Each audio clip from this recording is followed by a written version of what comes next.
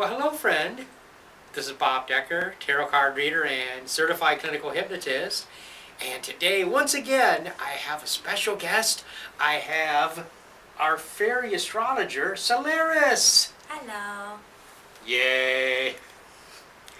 Today's date is June the 5th of 2009, and as usual, I'm working with 3 tarot cards. This is the weekly reading. Now, I'm doing it a little bit differently. I'm going ahead and sticking with the final card from last week and making that the beginning card of this week. It only makes sense, doesn't it? And that card that we're just kind of like coming out of is the 4 of Discs. Now, the 4 of Discs represents financial conservatism. It's somebody that's basically holding on to their money, making sure that their resources are all together. It's basically like a Capricorn or Virgo energy with a lot of solar influence. So it's actually very powerful. It's not a negative card. He looks kind of like a miser, but what he's really doing is he's putting together his money.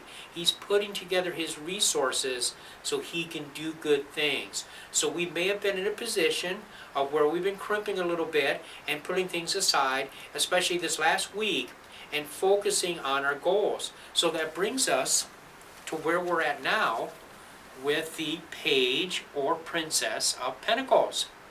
Now, this person is admiring what they have accomplished. They're looking at what they've done, and they're starting to focus on the future.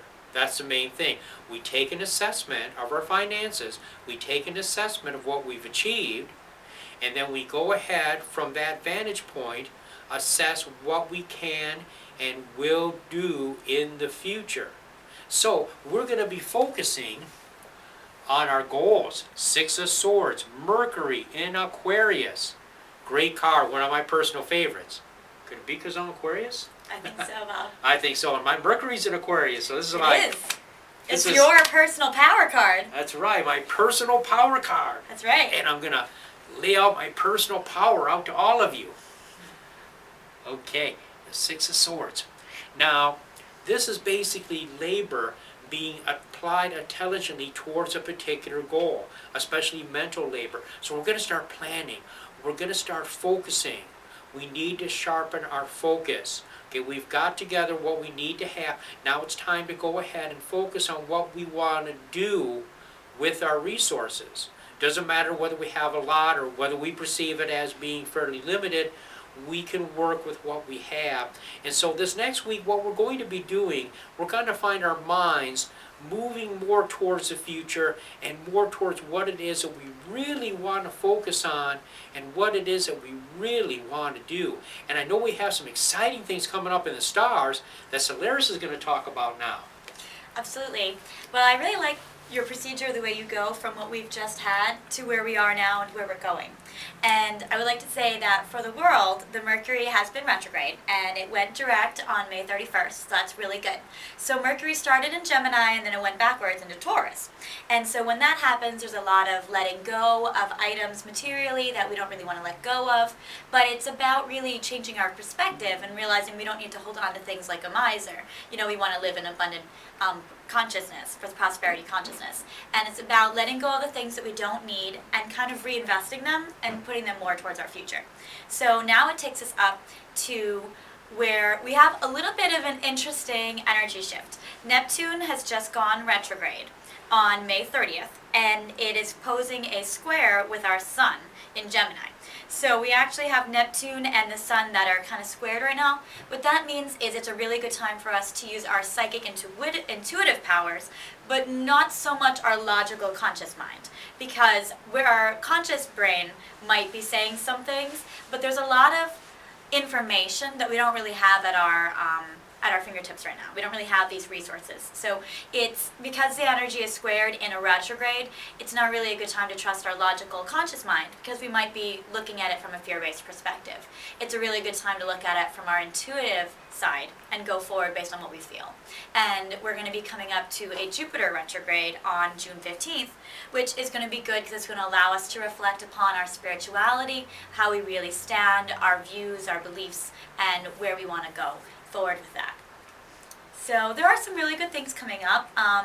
Venus is going into Taurus tomorrow, and we have a full moon on the 7th the next day. So it's going to be some really fun energy. Oh, that is Venus going into Taurus. Absolutely, it's So a for very complementary placement.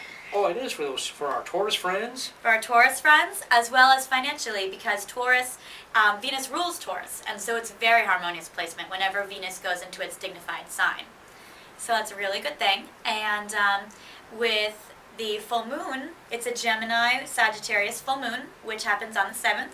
And that's going to bring about a lot of changes with like communication, transportation, and travel, and that sort of thing. Well, those are going to be positive changes, though. Not like we had during the retrograde. This is going Right. to be the good stuff. Yeah, this is good because we're not in the Mercury retrograde anymore. So That's good. right. Now, the Jupiter retrograde, does that affect us financially at It all? will affect us financially, but really it's more, again, of a reflection. So it's going to be reflecting about, where we want to go. Because Jupiter is a planet of luck and abundance. So with the fact that that's going retrograde, it's going to make us reflect upon where we really want to place our energies. Like where you said, we're going to be focusing and really putting our energies into one area. It's going to allow us to kind of consolidate and reflect about where we don't want to place our energies anymore and where we'd like to place our energies in the future. That makes more sense for us. And really because every time there's a retrograde, it realigns us with our own truth. So it's good that we're having these retrogrades. Good, good. Well, this sounds exciting. Yes, lots of cool energy. And speaking of cool energy, what is your web address again? www.fairyastrology.com. And yours? It's www.bobdecker.net, home of the podcasts. Yay! And it's video stuff, yeah. So check out our websites. We do a lot of fun stuff. And until we do talk to you again, many, many blessings.